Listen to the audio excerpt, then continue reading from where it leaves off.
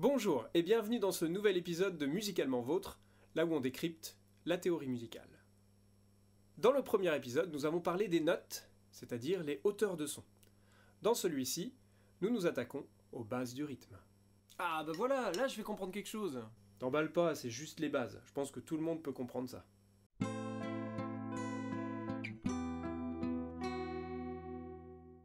Parlons donc de ce rythme en déconstruisant un mythe qui perdure depuis bien trop longtemps. Qui peut me dire combien de temps vaut cette figure de note? Un temps. Oui, c'est ça, un temps. Ouais, un temps. Bah ça dépend. Ah, bah oui, tiens, effectivement, ça dépend.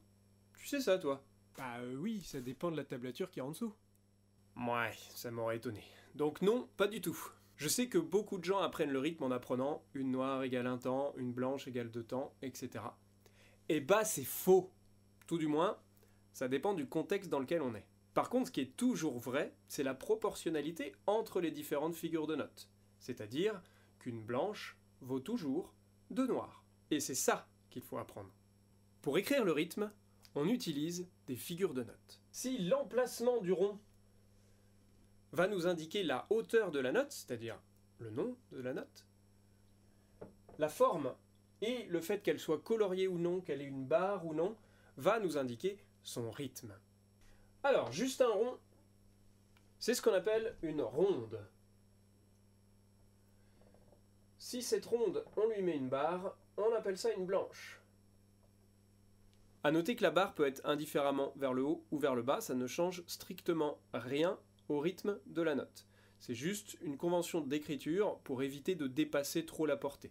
Donc en gros, toutes les notes qui sont sous la barre centrale de la portée, vous mettez la queue vers le haut, et celles qui sont au-dessus, vous mettez la queue vers le bas. Et pour la ligne centrale, faites comme vous voulez.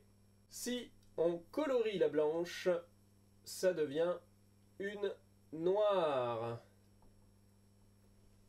Et si on met un crochet à la noire, on obtient une croche. À savoir qu'on peut doubler le crochet pour la transformer en double croche, ou triplé, ou quadruplé, etc., etc.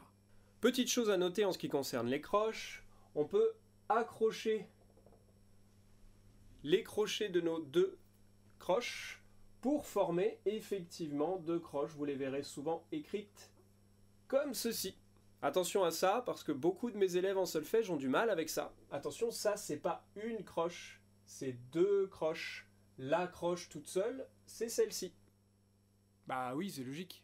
Oh l'autre il fait genre il a compris alors que pas du tout. Et tu sais comment faire taire un guitariste? De la même façon qu'un batteur, non? Ce qu'il faut retenir de tout ça, c'est que une ronde vaut deux blanches. Deux blanches valent 4 noires, qui valent 8 croches, qui valent 16 doubles croches. Retenez bien cette proportionnalité, elle pourra nous servir aussi pour d'autres choses plus tard. Parlons maintenant du temps. Qu'est-ce que le temps?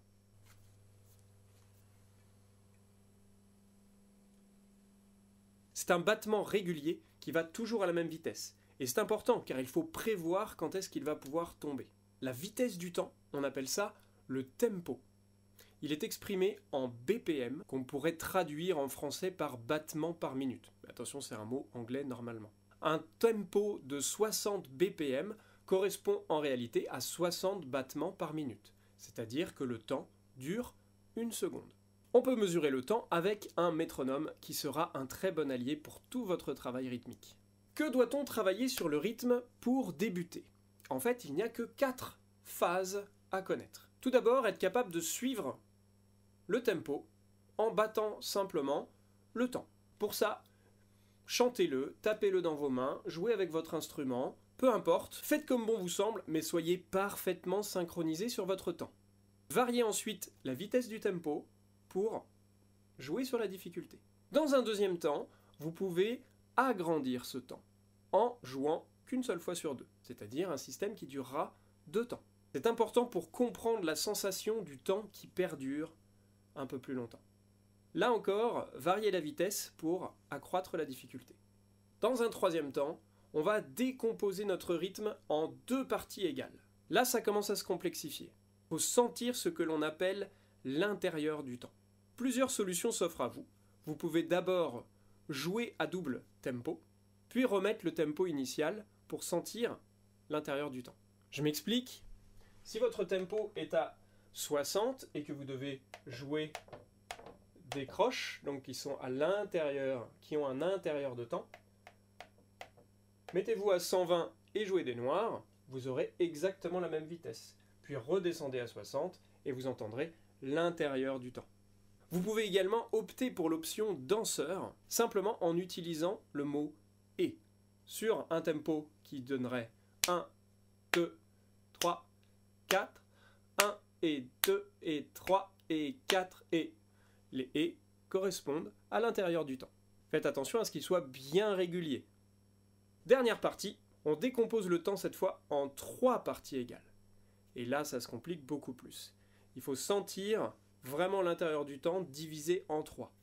1, 2, 3, 4, 1, 2, 3, 1, 2, 3, 1, 2, 3, 1, 2, 3, 1, 2, 3, 1, 2, 3, 1, 2, 3. Voilà ce qu'il faut sentir.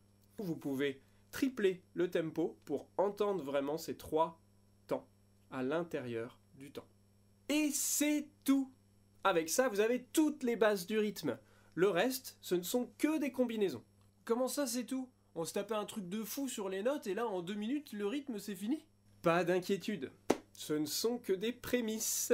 L'étape nécessaire pour ensuite travailler le rythme en binaire, puis en ternaire, dans les prochaines vidéos.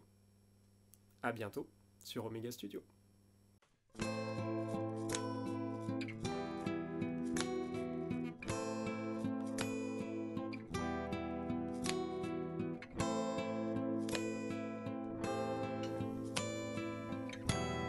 Ouais, je suis un peu déçu quand même.